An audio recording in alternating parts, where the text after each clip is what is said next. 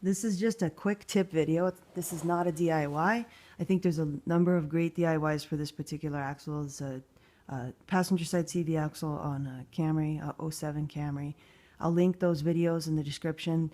This is already really well detailed with those videos. I was helping a friend with the axle today, and we had to do this on Jackstands, and the videos on YouTube often show the job on a lift, and so this carrier bearing here, this carrier bearing gets stuck in that bracket, and that's the main hang up that you encounter with this job. When you're working on Jackstands, you obviously have hardly any room to get under here with a pry. You have hardly any room to get under here with a punch to try to knock this out. And what saved the day for us was this slide hammer. So this particular attachment, I'll show you the kit. You can rent it for free from Autozone. It's Powerbuilt Kit 41. What you want to do is try to get on the top. So to get that best line of action, what I did was move the wheel hub. So if this is the front of the car, you're looking at it how it would be in the vehicle. This is the wheel end of the axle. That's the transaxle end. I moved the wheel hub this way and just put a block of wood there to hold it back. And then with that straight line, went on the top and bit down right here and hammered away. It took quite a bit of hammering. It took quite a bit of effort, but we were able to get this bearing out of the bracket without having to remove the whole bracket. Because even if you have to take that bracket out, then you have it out of the vehicle, but you're still in a fix as to how you're going to get the axle out of the bracket. Sometimes people have to cut them and hammer them out. It can be a real mess. So I'm just doing this as a tip video in case you're in the middle of this job, especially if you're not doing this on a lift. This slide hammer might really help you out. Soak this with PB Blaster. Get in there with the straw. Soak it all around. You got to get that snap ring off first, this snap ring, and hopefully enough PB Blaster and enough hammering away with this slide hammer, you might get lucky like we did and not have to pull this out, even though it was rusty in there.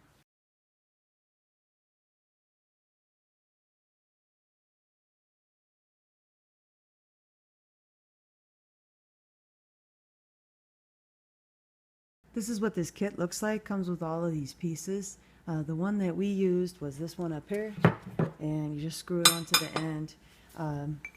This really just saved the day for us. That's why I'm bothering to do a video to mention it, because I hope that it might help somebody else who's in a fix with doing the job on Jackstands.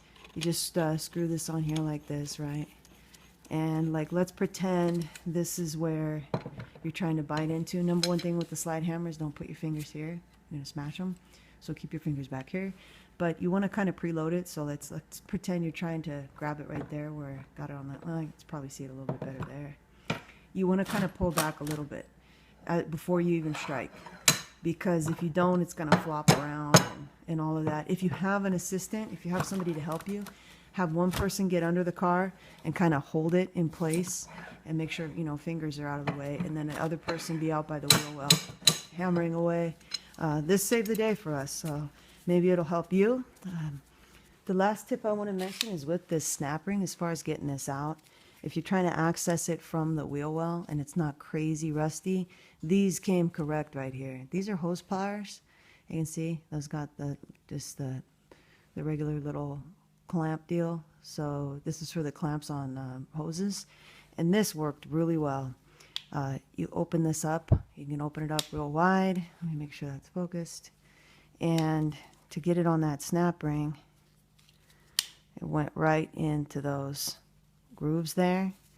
And then when you go to close it, it's ratcheting. It'll keep it closed for you. And then if you need to get in there with the screwdriver to dislodge it from the groove in the bracket, this just makes it a lot easier. So this was mentioned on one of the forums for a Sienna, which has a similar situation with the axle. And so I decided to try it, and I'm glad I did. It really worked well.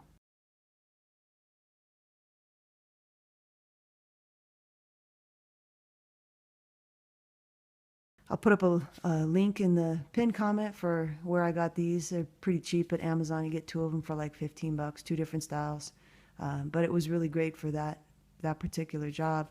And obviously these swivel, right? So you're going to be reaching in like this if you're doing this through the wheel well. And worked great for install, worked great for removal. Here's a closer look at that bearing. And this is the bottom side. You can tell for a couple reasons. Number one, that little spot right there, this little circle, that's where that would fit that bolt that you take out. You can see this axle's toast. This was an aftermarket axle in the first place, so it has been off before.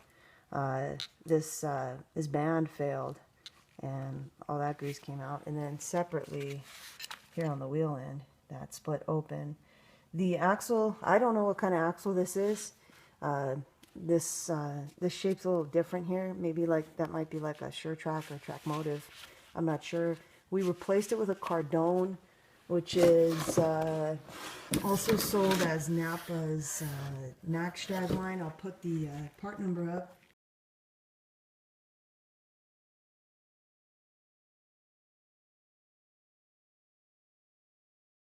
The note that I would add with that, the first Cardone that we got, this end, get that to focus, this end was so stiff that I couldn't even move it without putting my knee there and pulling up with both hands. So something was wrong. Well, we didn't install that. It was something that we found, in the process of checking the part. Returned that and got the replacement axle, which moved fine on this end. Another little tip or just helpful info that you might need, if you want to replace this bolt, this little deal is supposed to sit on the end of it. If you want to replace this bolt, you can get it from Toyota. It's only about $1, and the part number on that is 90119 10461. And if you want to replace this snap ring, which apparently most of the time you can reuse them, Toyota does recommend that you replace them. This one we could have reused. It was in good enough shape, but a lot of times they get real bent up in the process of removing them. If you want to replace that one, that part number is 90521 78002. So those two part numbers, that was the snap ring was $2.88 from Toyota, and that was like $1.04 or something like that. Another tip I just thought of to mention is with this axle nut. Some of these aftermarket axles, like this one, come with an axle nut that's a different size than the Toyota original. The Toyota original is a 12.30 millimeter axle nut. This particular aftermarket axle had a 6.32. So if you're doing this job and you have to buy sockets just to do the job, consider the type of axle nut you have on there and the type of axle nut that you're getting as your replacement. The Cardone came with an axle nut that was just like the Toyota one. So this was the one that was on this aftermarket axle. This is not how the Toyota. So again, this is a 6.32. The one that the Cardone, the replacement axle came with, was just like the Toyota's. It was a 12.30.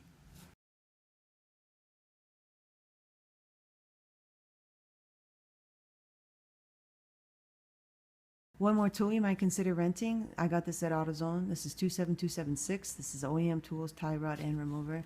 This thing is great. I use this all the time for tie rod ends. I should probably just buy it instead of keep renting it. But how this works is you slide that. This is shown in a few of my other videos. You slide this between the boot, and then you just use a 19 millimeter ratchet or wrench, whatever you got, on the bottom here. And after you remove that nut with the cotter key, you just turn this up, and as it's turning up, it's going to press that bolt out for the ball, and it'll pop right out. And that can save you some time, because sometimes you got to be careful if you're going to be reusing that tie rod end. Obviously, you don't want to go in there with like a pickle fork and ruin it. And this thing is non-destructive, and it works really well. 27276.